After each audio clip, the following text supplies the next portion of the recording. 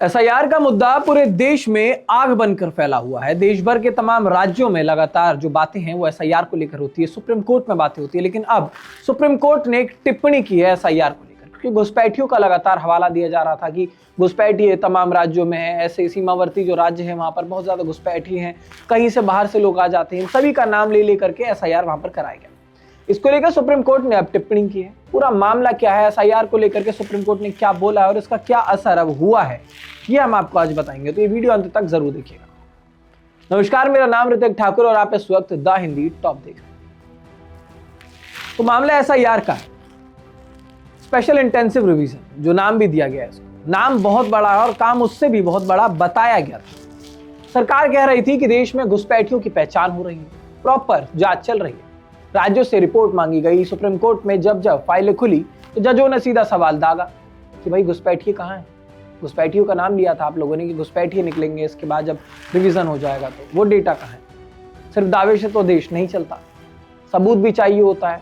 और यहीं से जो कहानी है वो बहुत दिलचस्प हो गई। तो बिहार पर आते हैं। सबसे पहले बिहार की बात कर रहे थे। बिहार में हाल ही में चुनाव भी हुआ, तो बिहार में अगर बात की जाए तो वो बॉर्डर के पास पड़ जाता है। लगातार लोग बोलते हैं कि भाई वहाँ बाहर से जो लोग हैं वो आ जाते हैं। बार बार आरोप झेला है बिहार ने कि ये घुसपैठियों का अड्डा बन गया, घुसपैठियों का गढ़ बन गया है।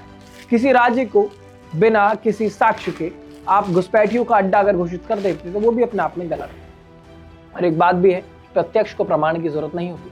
घुसपैठिए छिपे बैठे हैं, ये बात बोलने वाले लोग, जब एसआईआर हुआ उसके बाद पता लगा कि यहाँ पर घुसपैठिए हैं ही नहीं, यहाँ एक भी घुसपैठिए नहीं। लेकिन जब बिहार सरकार की एसआईआर की जांच की रिपोर्ट देखी गई तो उसमें साफ पता लगा कि जितने जिले हैं जहां पर भी एसआईआर हुआ है वहां से कोई भी घुसपैठिया नहीं मिला, एक भी नहीं। ना तो कोई संदिग्ध, ना कोई बाहर से आया हुआ बिना कागज, ना कोई फर्जी नाम, ना कोई गैर कानूनी रिकॉर्ड, पूरी तरह से साफ। अब इस पर सुप्रीम कोर्ट का तेवर और ज्यादा चढ़ गया। अदालत ने कहा कि राज्यों की रिपोर्ट एक दूसरे से मैच नहीं करती। कई राज्यों ने पुराने कागज उठाकर भेज दिए, कई ने आधा काम किया और केंद्र सरकार के बड़े बड़े दावे जमीन पर मौजूद डेटा से टकरा रहे। कोर्ट ने साफ कहा है कि हमें भरोसेमंद रिपोर्ट चाहिए, रोज रोज का राजनीतिक भाषण नहीं चाहिए। यानी कि एक कहावत है, 32 दांत दिखाने से नहीं, उन्हें चबाना भी पड़ता है, उन दांतों से काम भी करना पड़ता है।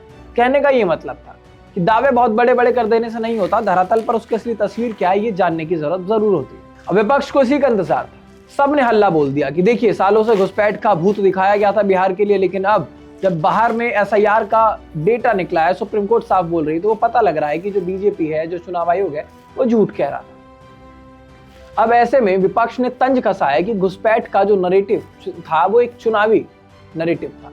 असलियत डेटा जो है वो सामने निकल कर आ गया है।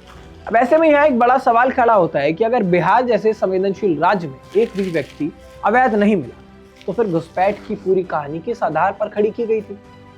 क्या ये चुनावी मुद्दा था? और ये सवाल हमारा भी है, या फिर जांच खोखली तरीके से हुई है?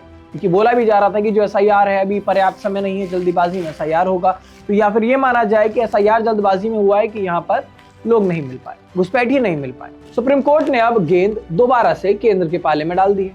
पूरे देश का ठोस डेटा पेश करने के लिए बोल दिया गया, वरना एसआईआर जैसी रिपोर्ट केवल कागजी शेर साबित हो जाएगी। तो अब अंत में सुप्रीम कोर्ट साफ कह रहा है कि सबूत लाओ। बिहार कह रहा है हमारे पास कोई घुसपैठिया मिला ही नहीं, और देश ये सोच रहा है कि क्या घुसपैठ का जो मुद्दा था वो डेटा पर खड़ा है या फिर ये सिर्फ एक नरेटिव था। और ये सवाल बहुत बड़ा हो चुका है कि एसआईआर को जो सोच कर लाए थे, किसी भी काम को लाने का एक उद्देश्य होता है, कोई भी प्रिंसिपल लेकर के चलते हैं, लेकिन जब एसआईआर आया था तो बहुत सारी बातें हुई, कई लाख वोट्स कटे भी है। इसमें वोट काटने का काम एसआईआर में हो गया, लेकिन जो घुसपैठिए थे उनकी पहचान हो पाई, उनकी शिनाख्त हो पाई, उनकी आइडेंटिफिकेशन हो पाई, ये बहुत बड़ा सवाल है।